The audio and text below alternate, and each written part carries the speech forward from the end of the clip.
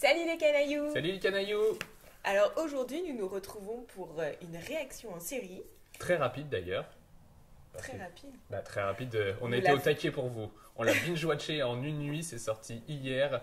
On vous le présente aujourd'hui, c'est...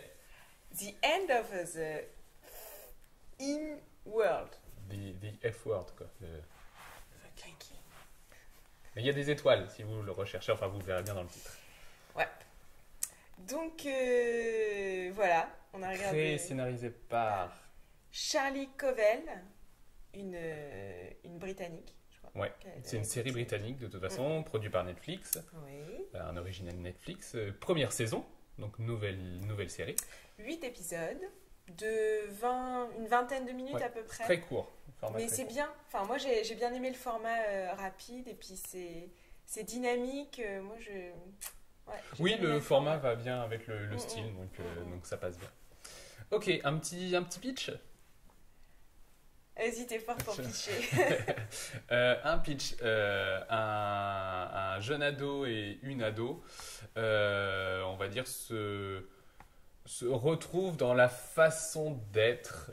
En gros, ils sont un peu pas des parias, mais ils sont différents, on va dire. C'est des ados différents des autres. Ils se retrouvent pas dans la communauté des ados dans leur lycée et tout. C'est ça, ouais. Ils se trouvent différents. Rapidement, ouais. Hyper rapidement. Voilà. Oui. Du coup, ils s'entendent bien. Ils s'entendent bien. Oui. Rapidement, ils se retrouvent dans cette différence. Voilà, ça. C'est ça. Et du coup, ce qui va les lier et qui va faire qu'ils vont vivre de grandes aventures, sachant que dès le début, le gars se présente comme un psychopathe. Alors, il faut quand même remettre dans le contexte un peu le genre, c'est quand même une série un peu, carrément humour noir, quoi. Mais ouais. c'est particulier. C'est drôle, mais on ne sait pas si on doit rire. C'est horrible. Je veux dire, il y a des trucs un peu horrible. Trash quand même des fois. Pas trouvé... Non, c'est pas c'est trash, violent, par contre c'est violent. On est d'accord et puis c'est sans complexe, quoi. C'est ça. C'est l'ado dans toute sa splendeur et sans filtre. J'ai envie de dire du britannique comme on l'aime, quoi. Ouais, c'est bien. Voilà. Ouais. Donc du coup, on suit ces deux personnages à travers un peu une sorte de road movie, on pourrait dire un peu. Oui, ouais. Voilà, dans leur volonté d'échapper à leur monde, quoi. Et il va leur arriver plein d'aventures. Ils vont fuguer à deux, quoi, en gros. C'est ça, ouais. Ouais, c'est un peu ça, une fugue à deux. Ils vont fuguer à deux et ils vont avoir des péripéties. Ils se connaissent pas et puis ils vont se découvrir au fur et à mesure, quoi. C'est ça. L'histoire, je trouve, se passe très, très rapidement. C'est-à-dire, dans les 8 épisodes, je dirais, je sais pas, il y a une semaine ou un truc comme ça, quoi. Ouais. Oh, bah ouais. Ça donne presque l'impression qu'il y a un épisode par jour, quoi, en gros. Et puis voilà. Donc, moi, ce que j'ai beaucoup aimé dans cette série, c'est le côté, en 20 minutes, on est obligé d'aller au but. Oui. Du coup, on n'a pas les longueurs, on n'a pas les trucs dans certaines séries où on se dit, bon, d'accord, ils ont fait un épisode histoire que ça dure, histoire de faire, histoire de faire un nombre d'épisodes. Là, les 8, moi, ça me donne l'impression que de toute façon, on ne peut pas faire moins. Pour raconter ce qu'on raconte là, on ne peut pas faire moins que 8 épisodes. Et 8 épisodes de 20 minutes, quoi. Donc, c'est-à-dire, c'est condensé, on avance très vite. C'est ce qui fait qu'on l'a regardé comme ça, d'une traite, les 8 épisodes. Ouais. Déjà, ça fait seulement ça fait que 2h40, donc c'est un gros film. Ouais. Mais en plus, ça se suit très bien. Ça... Le rythme est bon. Vraiment, ils ont trouvé un bon... parce que c'est... à la fois, c'est dynamique dans la réalisation et, le montage aussi, et dans le montage. Mais en même temps, c'est pas un truc speed. Je veux dire, c'est posé. Et c'est ça qui est bien fait. C'est qu'on a des moments de contemplation un peu. Moi, j'ai adoré, je crois que c'est dans l'épisode 2 où on les voit traverser le plan comme ça, à travers la forêt. J'ai bien aimé ces plans-là, quoi, où on les voit marcher. Oui, on n'est pas sur un road movie de fuite rapide, on n'est pas sur un système de... en fait... Il y a une référence comme ça, je crois que dans le premier épisode, un truc comme ça où ils disent, à la fin du premier épisode, ils ont un... Ouais, ça spoile pas, je peux. Oui. Je sais pas de quoi tu vas parler. Il casse la voiture qu'ils étaient en train de conduire. Ah oui. Et en gros, il y a la référence de la fille. Le gars dit mais ça va pas exploser. Et la fille dit ça exploserait si on était dans un film à l'américaine. Et je trouve que ça reflète bien le truc. C'est-à-dire que là, non, on n'est pas dans un film à l'américaine. On n'est pas sur deux gamins qui fuient. Il va leur arriver des trucs de malades, machin. Enfin, bon, il leur arrive quand même des trucs de malades. Mais pas. C'est ça le truc, c'est que pas dans le style américain, pas dans le style en mettre toujours plus, toujours des caisses et des machins. Non, en fait, t'as l'impression que. C'est ça que moi j'aime bien, c'est que t'as l'impression que, ouais, en effet, ça peut arriver à n'importe qui. Oui, mais en même temps, t'as un côté complètement déjanté et complètement.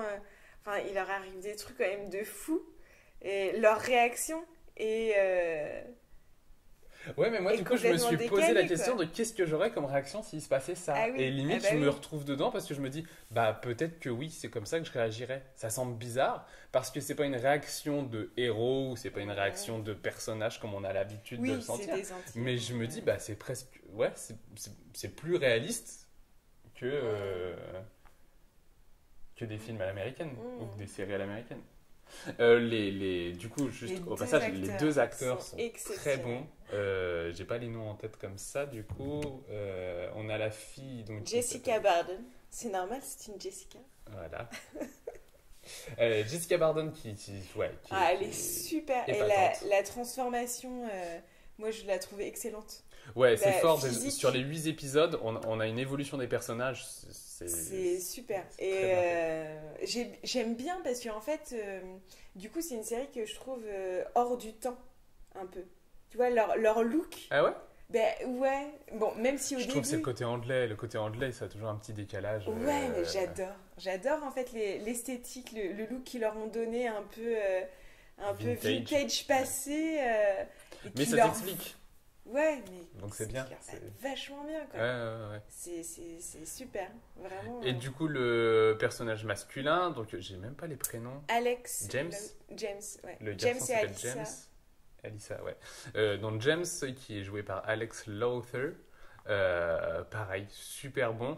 Qu'on a déjà vu dans Black Mirror saison 3, épisode 3. Celui avec un ado il était déjà pas. On lui fait du chantage, comme quoi sinon on va révéler un de ses secrets et du coup il est obligé de faire des choses. En effet, il était déjà un petit côté pas clair. Du coup, on le retrouve là et c'est pareil. J'aime beaucoup le personnage. En fait, l'évolution de ce personnage. Je trouve qu'ils en ont fait l'inverse de ce qu'on fait d'habitude. C'est-à-dire? Bah, sans spoiler. Enfin. C'est dur de pas spoiler, mais c'est à ce côté, c'est une évolution du personnage inversée, je trouve, par rapport à ce qui est à la mode. C'est-à-dire, on commence avec un psychopathe. Enfin, un psychopathe. Ouais. On commence avec un psychopathe, et en fait, au fur et à mesure, il gagne de l'humanité. Voilà, il gagne de l'humanité, mais il gagne pas de l'humanité en mode ah bah oui, mais il a raison de faire ça. Enfin, comme on fait dans beaucoup de séries maintenant, c'est depuis qu'il y a eu Dr House que c'est un méchant, mais qu'en fait en fait il est gentil parce que tu sais. Oui. En fait là, je trouve que non, c'est pas fait de la même manière, et du coup c'est un vrai, je sais pas, c'est un côté vrai. Et pas on en fait exprès de nous tourner les choses pour que finalement on l'aime bien et que machin. Non, il n'y a pas besoin de mais ça. Je trouve qu'ils sont tous les deux extrêmement vrais dans leur façon d'être. Et moi j'ai bien aimé ce que ça disait sur l'adolescence quoi. Là il y a toutes les thématiques. Il y a le sexe, la violence. Oui, mais tu vois le côté. La drogue, l'alcool. Je suis différent. J'ai des envies de meurtre, du coup je suis cataloguée, je me dis je suis psychopathe, je suis fou quoi. Et c'est des trucs, c'est sûr que quand on est différent on se les dit quoi. Oui, et puis il y a des trucs, ça parle énormément en effet de c'est pour ça que tu me dis ça n'a pas beaucoup de temporalité, enfin tu sais, on a du mal. Durant la série, oui, mais au tout début, ils sont bien figés dans leur société, dans le temps actuel. C'est ce qui fait que justement, tu te dis, ils ont peut-être besoin de sortir de ce temps. Ils sont pas nés à la bonne époque ou un truc comme ça. En gros, moi j'ai bien aimé la scène dans le premier épisode où Alissa du coup est dans la cantine à table avec les copines. Toutes les filles sont en train de textoter, machin, et d'un seul coup, elle reçoit un texto et elle dit à la fille, tu te fous de ma gueule, enfin, t'es en face de moi, tu peux me parler, quoi. Puis la fille, elle lui répond juste, bah oui, mais c'est gratuit, quoi. Voilà, et du coup, en effet, c'est la logique d'aujourd'hui, c'est presque, pourquoi je te parlerais vu que je peux t'envoyer un texto. Et du coup, voilà, il y a ce côté-là où ils ne se retrouvent pas là-dedans. Non, mais c'est, ouais. Du coup, là, c'est vachement signé aujourd'hui. Et après, c'est vrai que ça part sur un côté, on ne sait pas trop exactement dans quelle époque ils sont. Ouais, c'est ça. En même temps, est-ce que ça a de l'importance? Je pense que c'est un côté aussi, c'est pour traiter finalement un ado. Ça reste l'adolescence, peu importe à quelle époque en fait tu vis. C'est-à-dire ce qu'ils vivent là, en réalité, la raison n'aurait peut-être pas été la même, mais en réalité, cette aventure-là aurait pu se faire 10 ans avant, dans les années 90, dans 10 ans. Enfin, je pense que ça aurait été la même chose. Ah bah oui, complètement. Et ça parle de... Enfin, il y a plein de choses, quoi. Ça parle de la famille, ça parle de... Ouais, il y a toutes les thématiques, je trouve, qui vont avec le côté passage à l'âge adulte qui sont travail. Et esthétiquement, moi j'ai trouvé que il y avait des bons cadrages, une mise en scène qui était fine, qui était à la fois par moments théâtrale et par moments dans l'intimité, et ça j'ai trouvé que ça marchait bien. Oui, c'est le côté, c'est ce qui marche avec le côté comédie noire, c'est-à-dire que en fait il y a des moments où on rigole, il y a des moments où on ne sait pas trop s'il faut rire ou pas, et puis il y a des moments où on est complètement pris dans l'histoire, où on parle plus enfin les personnages sont pas des bouffons. C'est ça qui est intéressant dans les comédies comme ça. Je veux dire, on n'est pas sur des trucs. Enfin, on s'attache aussi aux personnages. Ils sont pas complètement ridicules. Ils ont parfois des réactions qui font rire. Ils font des choses qui font rire. Ils disent des choses qui font rire. Il se passe des choses dans leur vie qui font rire. Mais voilà, toujours. Comme c'est grinçant. Moi, il y a ce côté, ça fait rire, mais en même temps, tu te dis pourquoi pas. Enfin, c'est toujours ça qui est. C'est ça qui te fait la petite retenue. En disant, en fait, si, ça pourrait arriver, en fait. Non, mais ouais. On passe aux notes? Bah ouais. C'est ce que tu sais déjà. Ah, vas-y, note technique. Note technique, moi, je lui mettrais... Franchement, j'ai adoré, en fait. Vraiment. J'ai vraiment adoré. Je lui mettrais 9 ou 10. D'accord. En fait, j'essaie de réfléchir, qu'est-ce qui pourrait être différent. Qu'est-ce qu'ils ont raté en technique Et moi, non, je lui mets 10. J'ai adoré. Après, j'ai pas beaucoup dormi, je suis peut-être encore un peu trop sensible et encore un peu trop sur l'émotion. Oui, mais alors, c'est notre concept, c'est-à-dire on fait toujours un retour à chaud. Donc, à chaud, du coup, une fois qu'on a fini la série, qu'est-ce qui nous reste? Un 10. Voilà. 10, après, peut-être que dans un mois, on se dira oui, finalement. Enfin, voilà, mais vraiment, j'ai bien aimé. C'est notre but de notre concept. C'est la réaction à chaud. Moi, je lui mettrais un. Ça me fait bizarre de mettre 10 parce que. C'est pas qu'il le vaut pas, mais je suis en train de chercher qu'est-ce qui aurait pu être mieux. En fait, j'ai du mal à trouver ce qui aurait pu être mieux fait ou plus, parce que même les personnages secondaires sont moi j'ai bien aimé les deux personnages les deux inspecteurs là. J'ai trouvé ça super. En fait, ils arrivent comme ça, tu te dis oui, bon. Puis c'est amené tout doucement et puis du coup tu t'intéresses à leur histoire un peu, c'est énigmatique, tu sais pas trop bien ce qui se passe entre elles. On pourrait avoir un spin-off des deux. Et c'est ça, c'est juste super bien dosé en fait. Il te donne des bribes d'infos et c'est ça, c'est comme le début sur les deux personnages, t'as quelques infos comme ça qui te lâchent et en fait tu t'attaches hyper rapidement et progressivement tu en apprends un peu plus. Finalement, la vitesse des personnages qui commencent à se découvrir. Et ça, en même temps, on n'en sait pas trop non plus. Enfin, c'est ça que j'aime bien, c'est que ça fait pas par rapport à d'autres séries, ça fait pas inventaire de la vie de la personne pour qu'on puisse au maximum. C'est pas comme si, en fait, on vous donnait le maximum d'informations pour se dire, finalement, le spectateur va se retrouver dans une de toutes ces informations-là et du coup, on va réussir à choper le spectateur. Non, on donne juste les infos nécessaires, en fait, à l'histoire et c'est tout. Il y a pas... moi, du coup, en technique... je crois que je mettrais un 9.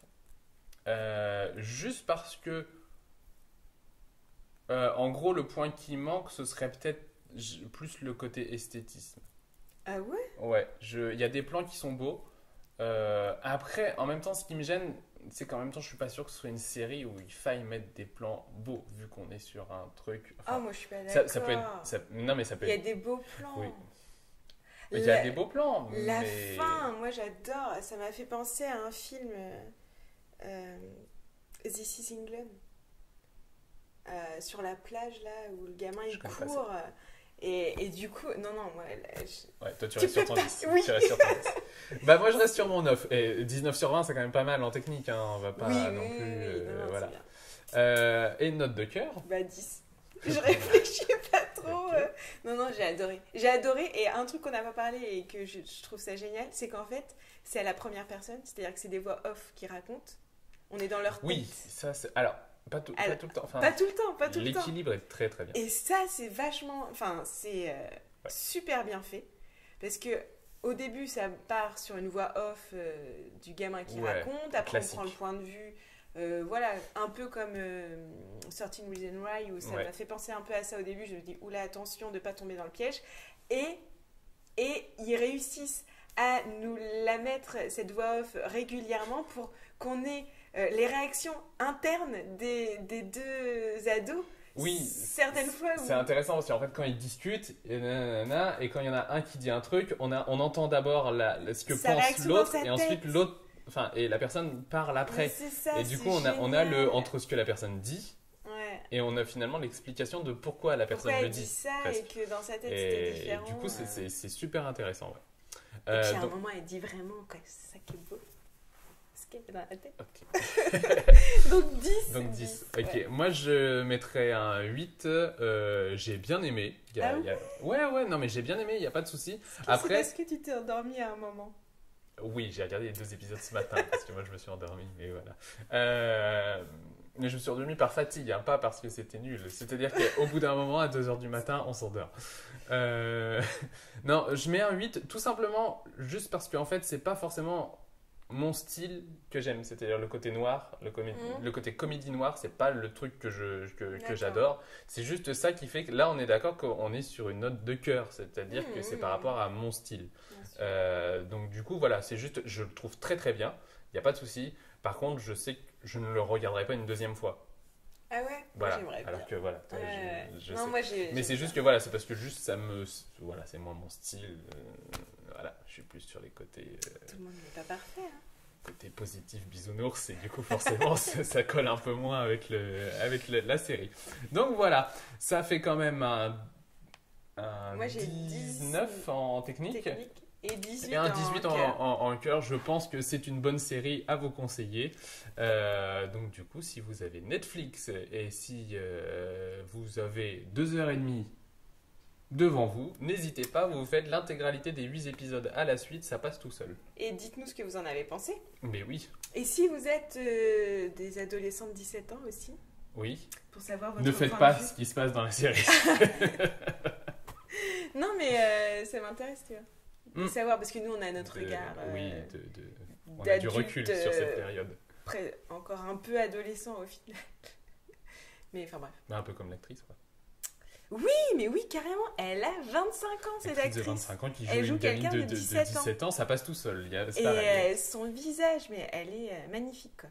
Vraiment. En gros, c'est une série qu'on vous recommande. Si ça passe devant vous la petite vignette The End of the Fucking World, eh bien n'hésitez pas, vous appuyez dessus et vous êtes parti pour 2h30 de bon programme. Voilà.